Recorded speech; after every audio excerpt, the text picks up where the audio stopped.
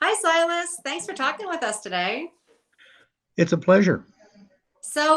First of all, we want to hear about you. Tell us about where you work or did work until very recently. Yes, I'm recently retired as the curator at Historic St. Mary's City, and I've worked here intermittently for many, many years.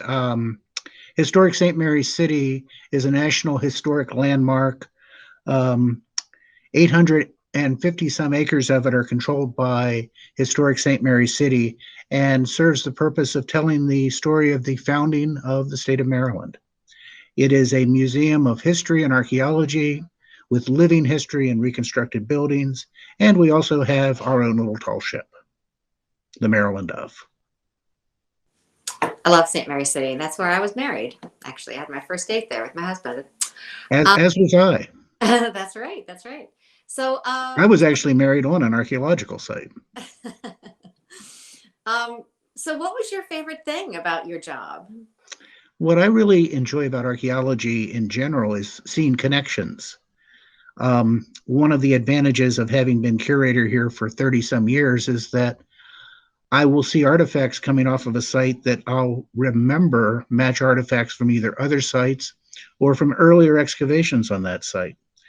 Um, Examples like in 1973, we found the back of a pipe clay figurine. We found the front of the same pipe clay figurine in 2003.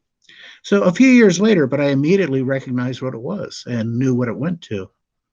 You also start recognizing certain artifact trends across the site as you start working on them over time. And you see these connections and you start seeing.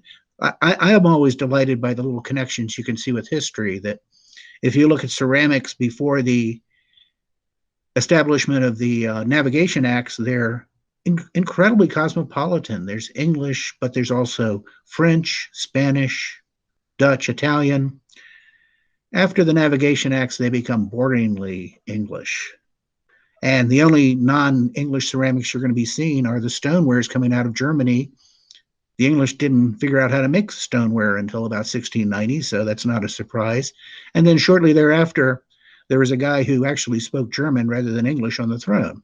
So there is a reason for the continued importation of the stonewares.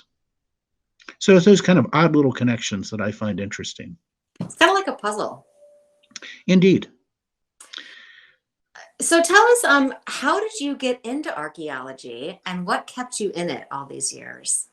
Well, I actually grew up in St. Mary's County, which, if you've ever been to St. Mary's County, it's the end of a peninsula. There's no reason to come here unless you're going there.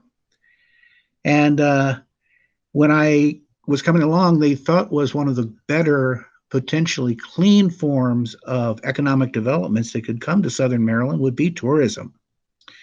So we needed our own colonial Williamsburg.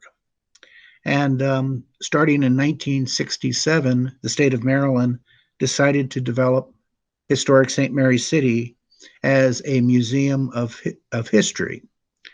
Almost immediately, archaeology got involved, and that's when I got involved. I was working with a local avocational group, and the archaeologist of record for St. Mary's City at that point, Gary Wheeler Stone, came up to give us a hand and point out how we should do things.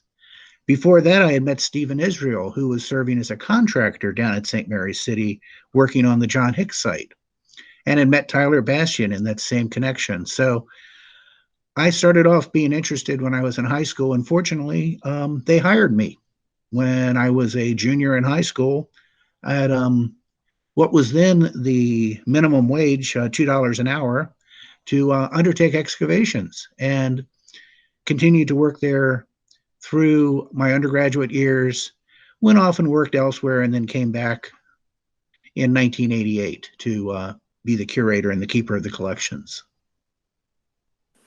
So what kept you there all these years? I mean, what kept you interested in the work? Well, it's a big project. There aren't, as I like to say, they're just not making that many 17th century capitals of original colonial founding sites. So it's a rare opportunity to begin with. And I've always liked the way they've done archaeology here. It's been about the research first and foremost.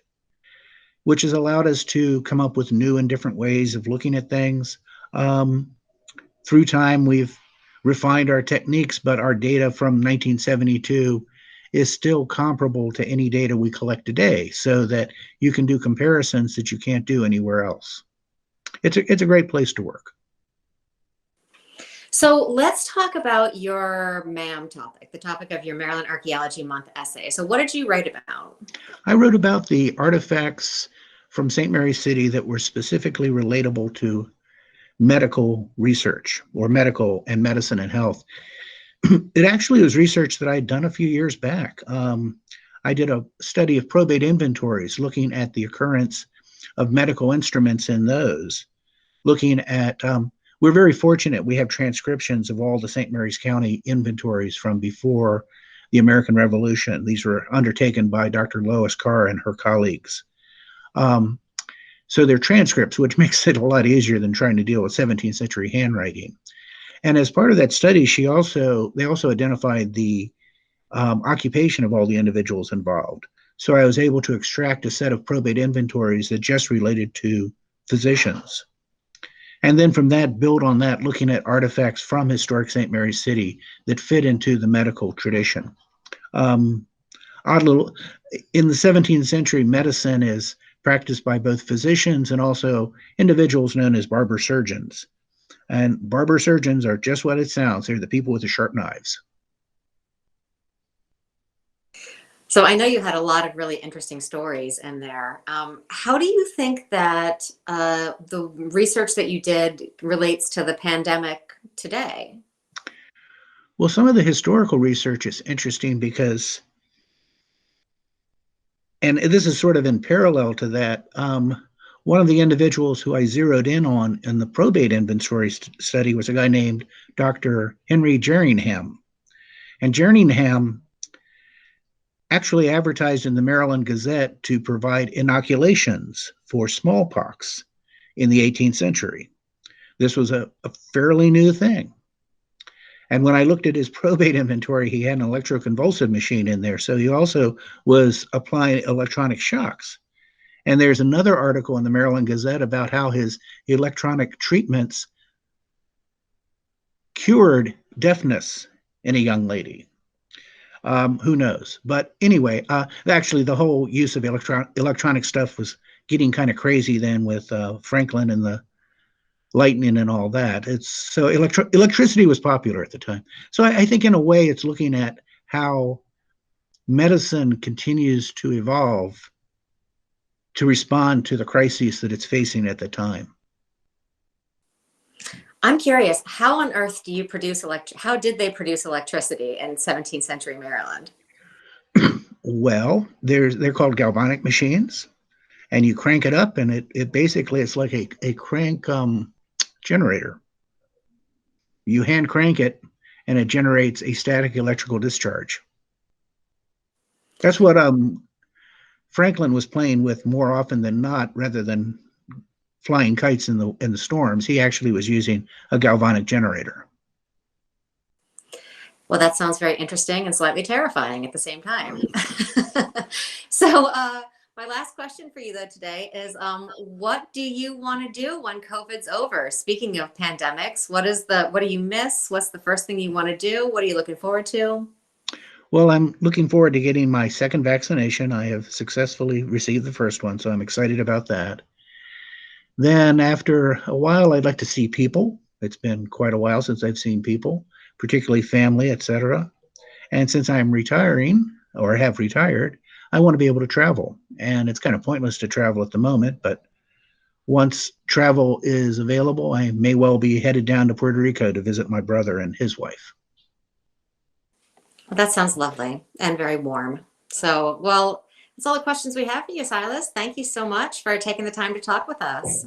Not a problem. Hopefully it'll all work out, and hopefully Matt can mine some of those images off the other thing.